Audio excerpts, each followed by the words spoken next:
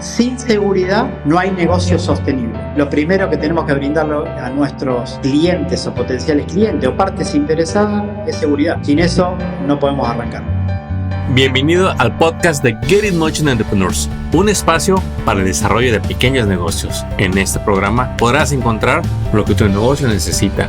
Queremos apoyarte a que triunfes en tu negocio. Encuentra los recursos y herramientas para estar siempre en crecimiento. Iniciamos Get In Motion Entrepreneurs. Bienvenidos a este nuevo episodio. Hoy tenemos un tema que es la ciberseguridad. ¿Alguna vez se ha preguntado de qué se tratará este tema? ¿Será para corporaciones grandes, para secretos de gobierno, de Estado? ¿O también será un tema que usted como dueño de negocio, que usted como un navegador del Internet debería de enterarse de cómo proteger su información, cómo proteger sus datos? Y para este tema tenemos a nuestro invitado que es Daniel Senatore. Bienvenido una vez más a este episodio. Hola Armando. ¿Cómo estás? Gracias de vuelta por sumarme a un nuevo episodio de tu canal, ¿no? La verdad que, y sí, como dijiste, es un tema que no es solamente para grandes o para gobiernos o para grandes compañías, es un tema que nos toca a todos, ¿no? El tema de la ciberseguridad y sobre todo la protección de la información. Porque cuando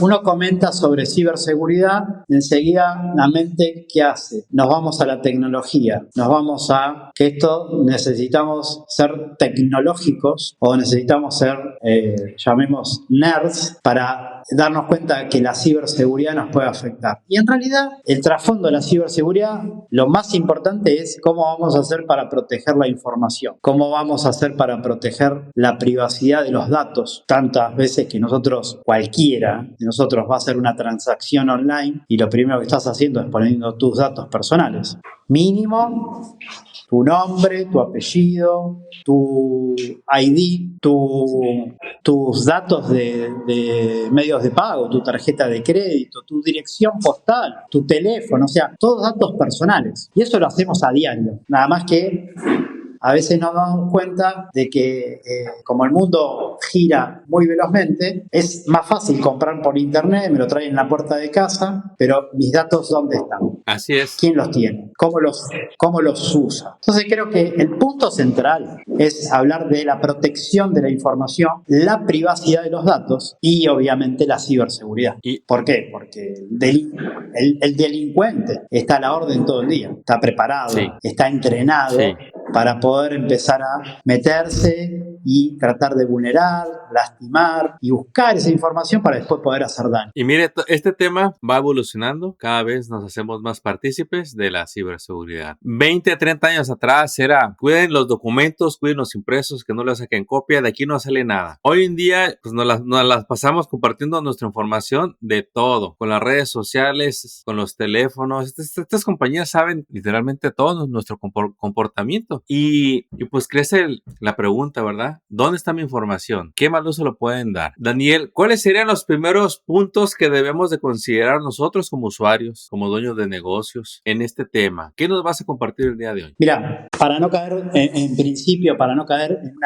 en algo muy técnico y especial porque de esto hay estándares en los cuales una compañía que maneja información debería tenerlos implementados. Deberíamos nosotros, los usuarios, buscar ese tipo de compañías en las cuales voy a hacer alguna transacción o poner mi información, pensar mínimamente si lo tienen cubierto, ¿no? Porque no dejan de ser mis datos. Entonces, como primera medida, uno como usuario debería, mira, algo tan simple, me meto en una página, me meto en un sitio web y algo tan simple como en el navegador uno viene que tiene la dirección del site, sí, ¿no? Donde dice HTTP. Ok, al lado hay como un candadito. Sí. No sé si alguna vez prestaron atención en eso. Pero si yo pongo cualquier página web, la que sea, ¿sí? Al lado voy a ver la información como si tuviese un candadito. Entonces, cuando me meto en esa página, si lo primero me dice que es un sitio no seguro, y bueno, ni me meto. ¿Qué quiere decir eso, que es un sitio seguro o no seguro? Tiene certificados, esto ya es muy técnico, que hacen que ese sitio al menos sea menos vulnerable que otros. Si me dice no seguro, yo no entro, le escapo, aunque sea de un conocido. Lo primero que hago, le digo al conocido, fíjate que en tu sitio tus certificados se llaman certificados SSL,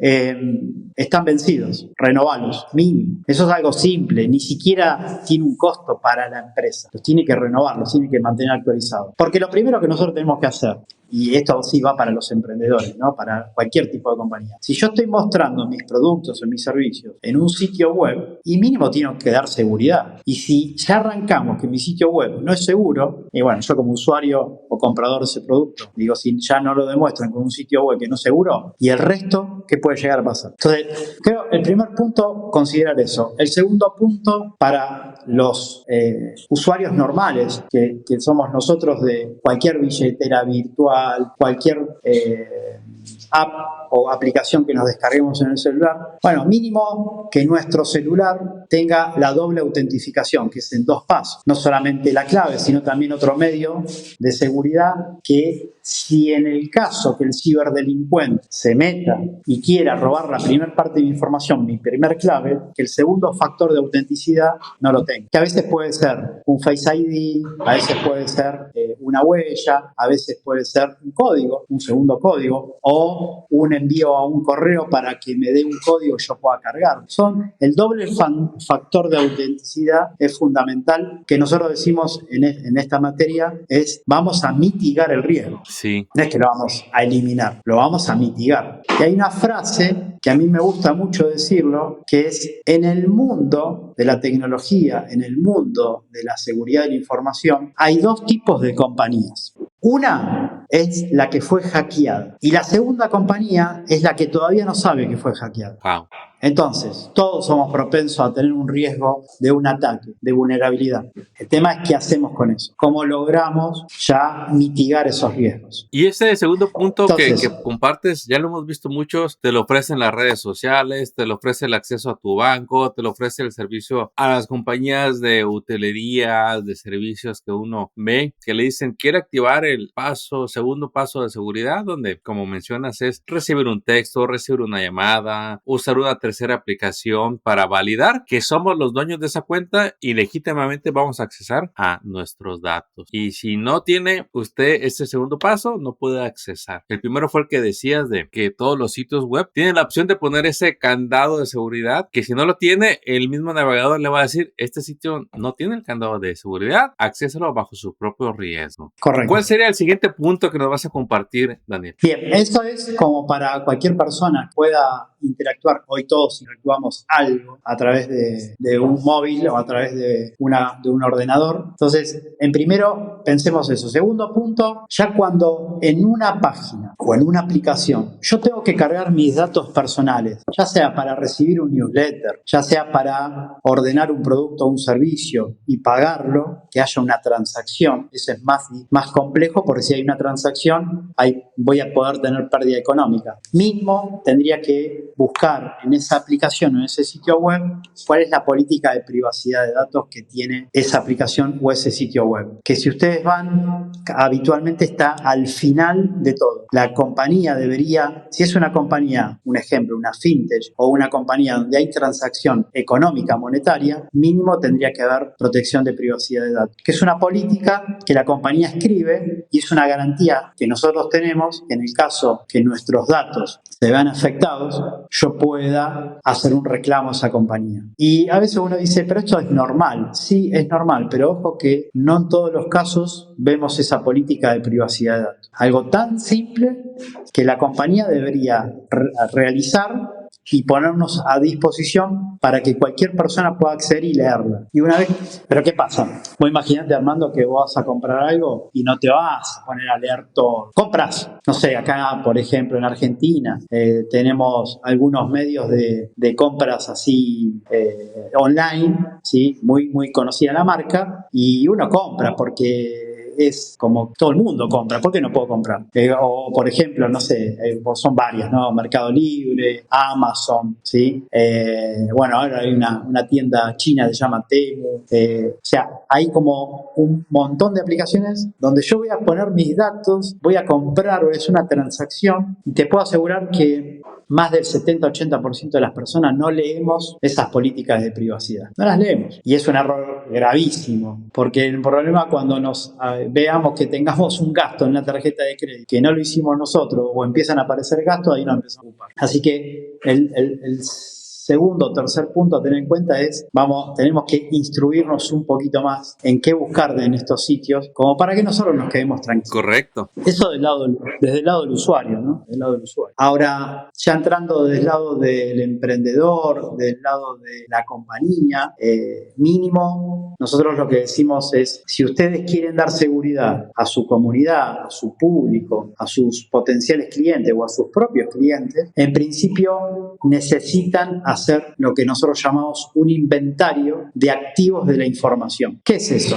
No es más ni menos que hacer un mapeo de todos los activos que tiene la compañía en los cuales pueda almacenarse información, transmitir información, recibir información, enviar información. O sea, que la información en su ciclo de vida esté en ese activo.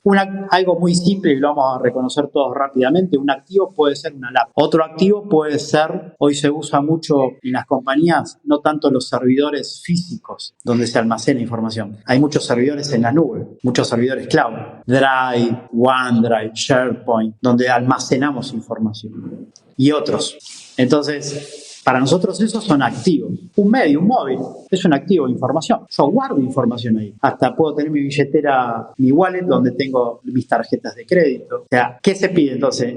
¿Qué pedimos nosotros en las compañías? Que esos activos yo los pueda mapear, los pueda inventariar. Algo tan simple como listarlos. Tengo la computadora 1, la 2, la 3 con este número de serie. Está a cargo de Armando. Esta está a cargo de Daniel. Eso como mínimo. ¿Por qué? Porque nos va a dar como una idea a qué niveles de riesgos estamos expuestos. Cuando hago un mapeo, hago un inventario, ¿quién es el usuario, quién es el dueño de ese activo? O un activo que no hace falta que sea tecnológico como una laptop, puede ser un contrato entre partes. Un contrato entre partes tiene información. Correcto. Almacena información. Hoy hay contratos digitales, firmas digitales, pero también hay contratos físicos. Sí. Y ahí tengo información. Bueno, eso es un activo. Ok, ¿qué hago con ese activo? ¿Dónde lo tengo? ¿Cómo nace? ¿Cómo se resguarda? ¿Quién puede acceder? ¿Quién es el dueño de custodiar ese activo? Y de esto hay una serie más de ejemplos que tenemos que hacer 4 podcasts más para contar todos los que pueden llegar a existir. Pero un poco la idea es, piensen dónde está la información. Para hacerlo más simple, lo que nosotros sugerimos en las organizaciones es, analicen cuál es el ciclo de vida de la información, es decir, cómo nace, cómo se va construyendo esa información, en qué lugares va sucediendo, se va retroalimentando, va creciendo o va cambiando esa información. En un momento de su ciclo de vida, esa información ya termina siendo un dato que se va a almacenar o se va a destruir. Bueno, analicen el ciclo de vida. Y cuando uno va analizando el ciclo de vida, se va dando cuenta cuáles son los activos de información que juegan el rol en cada momento del ciclo de vida de esa información. Y ahí es donde voy armando mi inventario. Ahora, ¿qué hago con el inventario? ¿Lo leo? ¿Lo mantengo? ¿Lo actualizo? Sí. Pero el segundo paso para ese inventario es, ahora empecemos a pensar cuáles son los riesgos en los cuales yo voy a tener 3 variables que puedan afectar a la información. Y ahí muy atentos a todo, porque estas 3 variables son fundamentales para analizar el riesgo. La primera variable es analizar el riesgo desde el punto de vista de la disponibilidad de la información. Por ejemplo, alguna vez, no sé si sentiste hablar, Armando, de cuando algunas compañías dicen, nosotros hacemos backup, hacemos copias de respaldo. Perfecto. ¿Para qué se hace la copia de respaldo? Justamente por si hay un evento, yo puedo darle continuidad a mi negocio, recuperar esa información y seguir la cosa como con el menor dolor posible. Entonces, uno de los principales puntos cuando analizo el tema de los riesgos es a nivel disponibilidad. ¿Me puede afectar ese riesgo? El segundo punto, a nivel confidencialidad. Si ese riesgo va a afectar la confidencialidad de la información. ¿Por qué? Porque puedo tener información sensible, porque puedo tener un dato muy privado, ya sea una tarjeta de crédito o imagínate esto, que nosotros nos atendemos en la misma clínica, en el mismo sanatorio. Entonces, en esa clínica tienen todo tu historial médico, todo lo que vos tenés de salud, que no te gustaría que salga y que lo agarre alguien y que pueda jugar con la información de tu estado de salud, por lo que sea. Correcto. Bueno, mi pregunta acá, yo a veces le digo a los clientes, digo, ¿ustedes contratan una clínica para sus colaboradores para hacer, no sé, un estudio preocupacional antes de ingresar? Sí. Ok.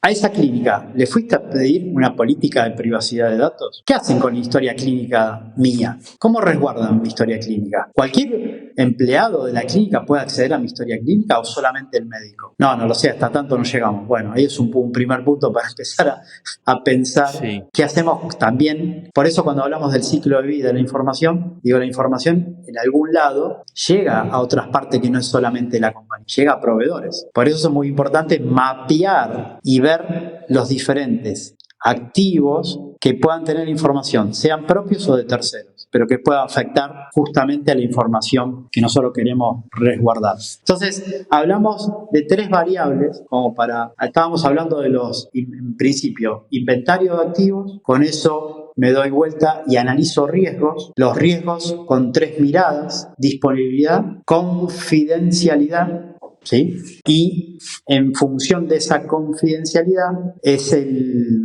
y empezar a identificar cuán probable es, ahora te voy a decir la tercera variable, cuán probable es que ese riesgo se lleve a cabo y que se manifieste, y que en vez de ser un riesgo se manifieste en un problema y que ese problema me traiga que mi información está vulnerada. Bien, entonces empezar a pensar en riesgos desde el punto de vista de la información hace que mi compañía empiece a brindarle mayor seguridad y confianza al público objetivo, clientes, proveedores, empleados y todas las partes interesadas que uno tiene que considerar a la hora de que mi negocio pueda continuar y que mi negocio pueda replicar mejores resultados porque confían en mí. ¿Me querías consultar algo ahí que yo... No, estaba tomando nota, ya es que luego vienen las ideas y te esperas 2 segundos y ya se te pasó el momento.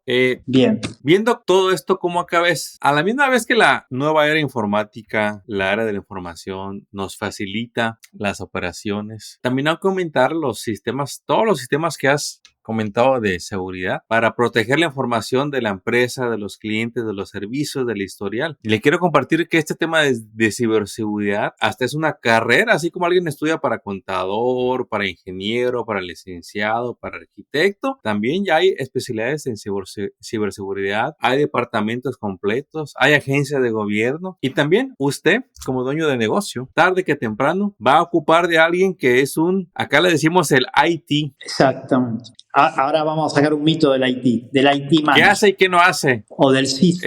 No prende la impresora. Antes lo conocíamos porque no sirve la impresora. Llámenle al guy del IT, ¿verdad? No agarra el internet. Llámenle al IT.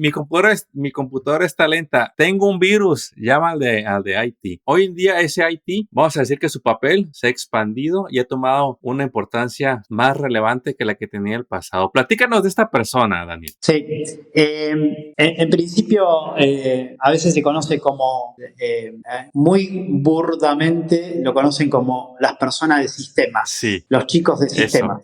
¿Sí? IT manager, CISO, que ese es el que más nos gusta. El CISO, que vendría a ser como el chief, que sería el jefe en lo que es gobierno de seguridad de la información de la compañía, que es mucho más amplio que el IT. Yeah. Porque si yo me suscribo solamente al IT o a la persona de tecnología, también dividido en infraestructura, tecnología, es como que podría armar como un organigrama específico del área de seguridad de la información, ciberseguridad. Porque el IT va a haber tecnología, va a haber infraestructura. Y ahora el mundo de TI o el mundo de IT se tiene que formar más en gobierno de seguridad, porque el problema de la seguridad de la información no siempre recae en la persona de IT. ¿Por qué? Porque es transversal a toda la compañía.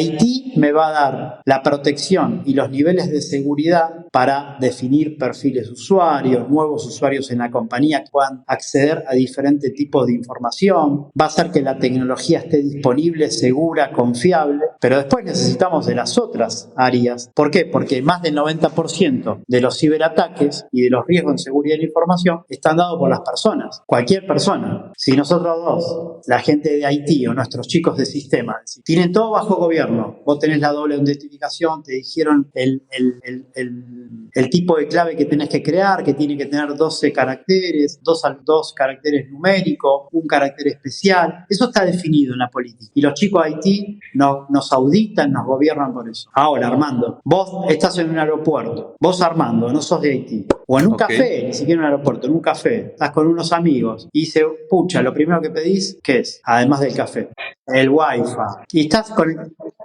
Exacto. Y ya te estás conectando a una red pública que no sabes si es segura o no. El Wi-Fi, así Entonces, tu celular o tu si no laptop Wi-Fi me voy. Puede ser la puerta de entrada a un ciberatacante y la gente de Haití ahí no tiene gobierno. Entonces ahí sos tan responsable vos como Haití para que la cosa no suceda, es decir, para que el ciberdelincuente no se meta. También se pueden meter quizás hasta incluso por el enlace de una impresora o pueden conectarse una visita, va a tu compañía y vos le diste una red abierta para que él se pueda meter y él se metió en esa red pero contaminó la red o se metió para ciberatacar.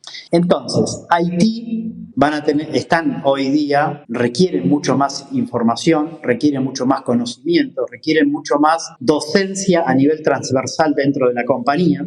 Y sí, estoy de acuerdo que hoy es una de las profesiones más demandadas en muchas empresas y también las profesiones donde más nivel de conocimiento día a día tienen que tener. O sea, hoy las empresas deberían destinar un presupuesto para su capacitación, para su formación, para sus, incrementar su tecnología y ayudar a nuestros amigos de Haití para que la vida se les sea más simple, ¿no? Es decir, hoy hay muchos automatismos para que ellos puedan chequear, para que ellos puedan auditar, para que ellos puedan controlar que el mismo usuario no cometa estos riesgos, ¿no? Sí, y mire, si usted tiene un negocio, tarde que temprano va a ocupar de un profesional que le ayude a la estructura de las computadoras. Quizá usted empezó con una laptop y dice, pues, ¿cuál seguridad? Nomás soy yo, ¿verdad? El día de mañana ya tiene sus primeros empleados, ya son 4 computadoras, luego ya son 10, agréguenlo a las tabletas, los dispositivos, y entonces todo esto se empieza a poner más complejo y va a estar fuera de su control si no pone atención a tener a alguien designado a que le ayude a cubrir los puntos que nos acaba de mencionar Daniel. Mire, se los voy a repetir. Habló del candado SSL, habló del paso de seguridad, habló del inventario de los activos, ya sea sus computadoras, las cuentas en las nubes, las oficinas, las copias físicas. Habló de las variables de riesgo, de la disponibilidad, confidencialidad, de la vulnerabilidad de la información. Entonces, todo esto va a requerir de alguien que se especialice en todo esto. Tome en cuenta todo lo que hay que proteger, todos los accesos, su teléfono, la tableta, su internet, el internet público. Se mete en estos temas y va a empezar a ver artículos que lo tratan de prevenir de exponer sus datos. En las sombras. Hay quienes dicen que nunca te conectes al Wi-Fi del café porque no sabes. Y a veces tenemos la idea de que el hacker es una persona ahí, ¿verdad? Daniel, que está ahí escondidito en la esquina, esperándote en las sombras. No es así. Regularmente la manera en que van a acceder a tu información es a través de programas que andan recorriendo por todos lados, es que andan haciendo sus esfuerzos por colectar información, vamos a decirlo de una manera casual, en espacios, en huecos, en entradas libres donde hay paso libre que ellos aprovechan. Y es ahí donde, lejos de querer comprender todo esto, que le va a doler la cabeza si lo trata de hacer de golpe, es decir, bueno, ¿quién me puede ayudar a cubrir esta área que viene siendo un departamento más en su negocio o también en su casa? Si usted es un empleado, estoy seguro que en su casa hay computadoras, dispositivos, y también usted tiene cuentas de bancos, cuentas de redes sociales, tiene cuentas de retiro, tiene su información personal que hay que aprender a protegerla, así como quizá tenga una caja fuerte donde guarda documentos especiales como su pasaporte. A ese nivel debemos de aprender a llevar nuestros datos en las redes sociales y en nuestros dispositivos. Exactamente. Y algo que te agrego ahí, por eso es tan importante que uno sepa qué tipos de activos, aunque no seas una organización grande, seas un emprendedor, como vos bien lo mencionaste, es emprendedor, hoy empieza solo, tiene un teléfono celular, una laptop, mañana se incorpora alguien y capaz que tiene su propio celular y su propia laptop, y mañana se incorpora un tercero que tiene su otro celular y su otra laptop, y ninguna de las tres es de la misma organización, son de tres personas diferentes. Bueno, en ese caso, ahí hay mayor riesgo porque lo que se tendrían que poner de acuerdo esos emprendedores es decir, pongamos las mismas políticas de seguridad de información que queremos tener para nuestro emprendimiento asociativo, ¿no? Porque pasa eso. Entonces ahí no tienen persona de TI, ahí no tienen persona de sistema, algún amigo los puede ayudar, pero digo, seamos conscientes de que si nosotros queremos emprender algo y ese emprendimiento va a ser simple, recolectar datos de una comunidad que me sigue para después poder ofrecerle un producto, bueno, primero vamos a tener que darle confianza a esa comunidad. Así es. Dos puntos que quiero, bueno, Daniel, hay dos puntos que me acordaste en todo esto que estamos platicando, que quisiera tu punto de vista. Acá yo recibo incluso muchos correos para prevenir el robo de información que me llega a través de correos falsos que tratan de aparentar que son compañías legítimas de otros bancos, historias que hemos escuchado de cómo con aplicaciones donde envías dinero, te llaman y se hacen pasar por agentes de banco y en un instante se llevan tu dinero. El ver cómo se copian perfiles en las redes sociales y te contactan como si fueran esas personas ofreciéndote programas de inversión y quién sabe cuántas cosas. ¿Qué podemos hacer, Daniel, para detectar si estas personas, si estos correos son legítimos y no caer en sus trampas? Bueno, a veces son tan idénticos que uno puede caer en la trampa, pero siempre hay un detalle, por eso está bueno acá la gestión del detalle, es un buen punto ese, que a uno que está acostumbrado a ver esto, no sé si diario, pero estamos acostumbrados, tenemos muchos clientes y donde tenemos muchas buenas prácticas, hay un detalle que cuando es la fuente original, nosotros lo decimos primero, si trata de un banco, anda al banco, fíjate los correos, comunícate con tu banco y menciona cuál es la extensión. Pero siempre hay un detalle que no lo pueden poner porque no tienen el mismo dominio. Entonces, o un guión, o un punto, o una letra en mayúscula, algo es distinto. Entonces ahí tengo que estar muy atento porque cada vez se perfeccionan más. Todos son como cualquier delincuente. Siempre están ellos profesionalizándose para poder lograr, obviamente, agarrar a alguien ya sea desprevenido o que pasó por alto algo y robarle la información o dinero. Sí. De eso se trata mucho ahí. En este mundo hablan del malware. El malware es un sistema donde a mí mi información es vulnerada, atacada, y ese malware si penetra, después lo que me van a pedir es como rescates. Y esos rescates a veces son económicos, son solamente el ciberdelincuente, no siempre actúa por dinero, a veces lo hace por deporte, digo, para mostrar que pudo penetrar en la red tan segura del gobierno de Estados Unidos. Y eso solamente lo hacen por deporte y por orgullo y por poder. A veces no lo hacen por dinero. O para frenar un negocio y hacerle perder millones. Estamos hablando de grandes compañías. En Estados Unidos pasó, hará 2 o 3 años atrás, una empresa llamada Colonia Pipeline, donde hubo un ataque y dejaron a casi 3/4 partes de Estados Unidos sin abastecimiento de combustible. Lo habrá sentido nombrar. Y eso fue porque se metieron los ciberdelincuentes y bloquearon unas válvulas de paso, con lo cual no llegaba combustible. Y eso fue electrónico. Wow. O sea, hasta ese nivel, increíble, ¿no? Ahora estamos hablando de un nivel más bajo, pero digo, cualquier aspecto que dejemos una ventana abierta a un posible riesgo que no tuvimos que atender porque no le prestamos atención, porque no lo identificamos y no lo evaluamos y tomamos acciones, eso va a hacer que nuestro negocio pueda ser interrumpido. Entonces, así es. Y hay un punto que te dije, te lo iba a contar después, cuando hablábamos de las 3 variables para identificar riesgos, hablábamos de la variable de confidencialidad, hablábamos de la variable de la disponibilidad, pero hay una variable que es súper importante, que es la integridad. Entonces, cuando yo analizo riesgos desde la información, también tengo que ver cuán íntegra es esa información en todo su ciclo de vida, porque capaz que la información nace de una manera y en el medio hubo un riesgo que me cambió esa información y llega de otra manera, no es íntegra. Entonces la comunicación es falsa y eso puede afectar a mi negocio, ya sea porque me han modificado un importe, porque me buscaron un dato, y eso hace que después sea la puerta de enlace de una vulnerabilidad, y ahí o que pueda entrar un virus o lo que sea. Entonces, nada, son temas, como vos bien decís, si no tengo quienes tengan los conocimientos y en función del nivel de complejidad de mi negocio, es muy importante que traten de acercarse a personas, en el caso como nosotros, u otras personas que conozcan del tema y que te haga ver un panorama completo de lo que está pasando en tu organización, emprendimiento,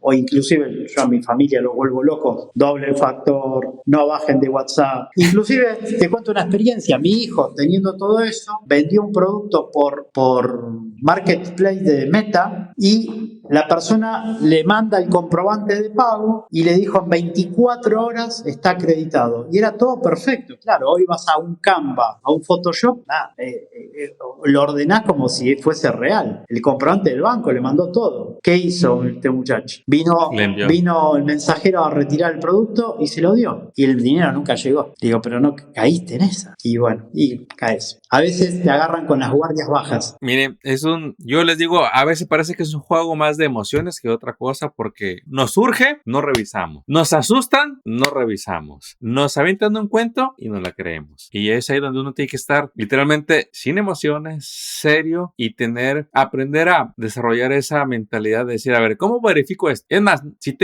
no tengo 100% de certeza, lo dejo para otro día. A lo mejor ahorita ya estoy cansado, enfadado, no sé si a usted le pasa, pero a mí ya después de las 6 de la tarde ya no veo igual la computadora, ni reacciono tan igual a leer un correo. Ya digo, mañana. De aquí en adelante nomás póngame Netflix, algo sencillo, porque ya no doy para poner la atención que pongo en la mañana. Es que y yo creo es así, los ciberdelincuentes tienen estudiado el momento donde a uno lo puedan agarrar con esas guardias abajo, que puede ser en el horario del almuerzo, donde uno, ¿qué hace? Está más distendido, está en otra cosa, no está compenetrado en su actividad y capaz que está almorzando y está con el celular, no sé, mirando Instagram o mirando TikTok y de repente llegó, ganaste un premio de no sé qué, ¡wow! A ver qué es esto, clic y ya está, entraron a tu teléfono. Sí, es increíble. Es increíble, pero bueno. Daniel, vamos llegando a la conclusión de este episodio. ¿Qué otro punto les vamos a compartir para cerrar este maravilloso episodio de la ciberseguridad? Bueno,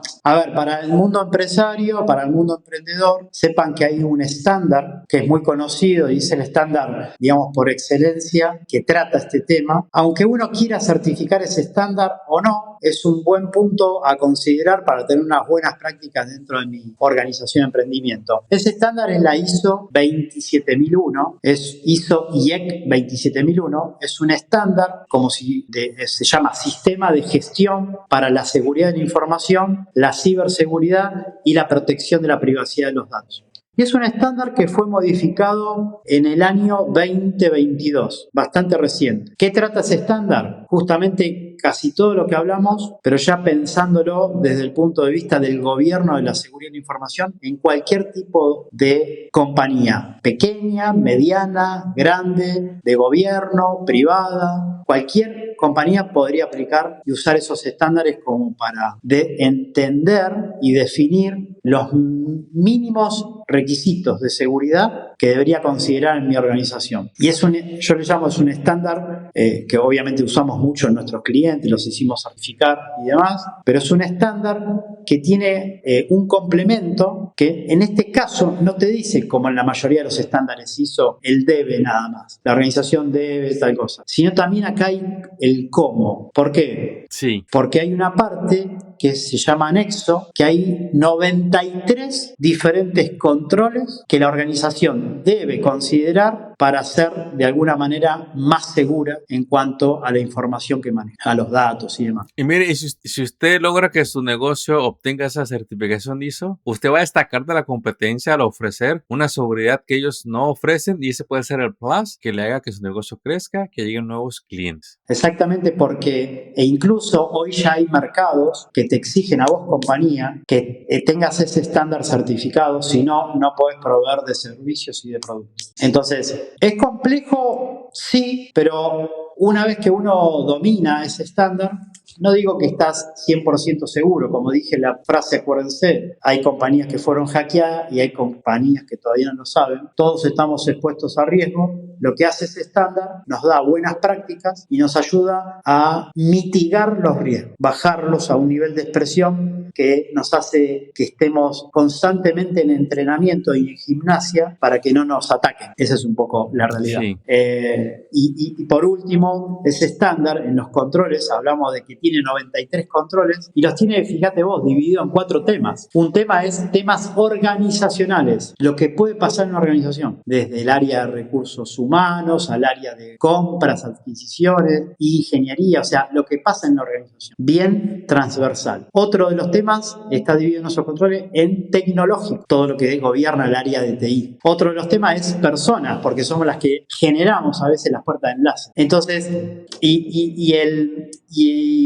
el cuarto tema es un tema que, por lo menos a nosotros nos apasiona mucho, tiene que ver justamente con el enfoque que hay en materia de innovación y demás. Entonces, ¿cómo divido esos temas? ¿Cómo hago que los temas? Y bueno, en la organización esos temas los dividen por procesos. Entonces, cada uno de los procesos de la organización tiene uno o más temas que le afectan y controles que le pueden afectar. Por eso es importante que este tipo de estándar, la gente de TI o los CISO también se involucren con el resto de las personas y procesos de la organización. Eso es fundamental. Pero bueno, es un buen estándar como para considerarlo modelito a tener en cuenta para sacar buenas prácticas para fortalecer los niveles de seguridad, de ciberseguridad y de protección de privacidad de datos en la compañía. Sí, Daniel, nos diste una buena guía de los puntos tan esenciales y cómo podemos escalar para tener una mejor infraestructura y tener una ciberseguridad que nos dé esa tranquilidad de que tu información personal en casa, de que la información de tus clientes en la empresa estén seguros y controlados. Daniel, si la gente quisiera saber más, si quisieran consultarte, ¿en dónde te pueden contactar? Bueno, ahí pueden visitar nuestro sitio web, que es www.eprocess.site, o ir directamente a mi LinkedIn, que es Daniel Senatore, y ahí están toda la información. Ahí pueden escribir, siempre posteo algo relacionado a estos temas o a todos los temas que hemos hablado, y ahí tienen mi teléfono, tienen mi correo electrónico, pueden ir a Instagram también, que es eprocess.sites, con ese al final, y bueno, y ahí nos pueden encontrar y contactarnos directamente con nosotros, ¿sí? Déjame dejar solamente una frasecita que me gustaría que la gente se lleve, ¿sí? Por favor. Yo digo, sin seguridad no hay negocio sostenible. Lo primero que tenemos que brindarle a nuestros clientes o potenciales clientes o partes interesadas es seguridad. Sin eso no podemos arrancar. Me recordaste una frase que me dijo un amigo agente de seguros. Me dice, asegúrese de estar seguro. Es muy buena. Daniel, un gusto haberte tenido como invitado una vez más en nuestro podcast. Gracias por toda esta información, que la verdad no había tenido a alguien que nos compartiera este tema, que pues ya deberíamos de considerarlo incluso a nivel personal en casa. Aquí les vamos a dejar la información de Daniel por si gusta contactarlo para que lo haga. Y Daniel, esperamos tenerte muy pronto en un nuevo episodio para que nos compartas más a esta comunidad de emprendedores. Sí, claro. ¿Algún mensaje que quieras decir antes de despedir el episodio? Sí, quizás para cerrar un poco el episodio de seguridad de la información, como digo, a los emprendedores somos siempre, me considero emprendedor, ¿no? Personas que podemos ser castigadas, pero nadie nos va a sacar el mérito de lo que estamos emprendiendo. Entonces, si lo hacemos cada vez más profesional, si nos nutrimos de conocimiento, como poder visitar tus podcasts, poder escucharlos, poder implementarlos, porque de nada sirve que uno recurra a conocimientos y poco lo ponga en marcha. Hay que equivocarse. Una de las maneras que tenemos de aprender es equivocándonos, haciendo y nutriéndonos de buenas personas, ¿no? Nosotros te considero una buena persona, yo me considero una buena persona, y ser genuinos. No decir algo que estamos diciendo en un podcast, por ejemplo, ahora unos pueden hablar más, unos pueden hablar mejor, otros pueden ser mejores speakers, otros no, pero seamos genuinos, tanto en un podcast como en mi emprendimiento. Y en el detrás de escena seamos la misma persona. Eso nos va a llevar lejos a tener una buena comunidad de buenas personas, con buenos propósitos, seguros, confiables. La verdad que eso hace que, para mí, ¿no? Hace que podamos sostenernos en el tiempo, ¿no? Daniel, no me queda más que agradecerte la participación. Te deseamos todo el éxito para tu empresa y tu equipo y esperamos tenerte muy pronto en un nuevo episodio. Éxito y hasta pronto. Bye, bye. Acabas de escuchar el podcast de Get in Motion Entrepreneurs. Visita nuestra página para descubrir más recursos para tu negocio. Síguenos en las redes y suscríbete al newsletter del podcast. Visita getinmotion.org.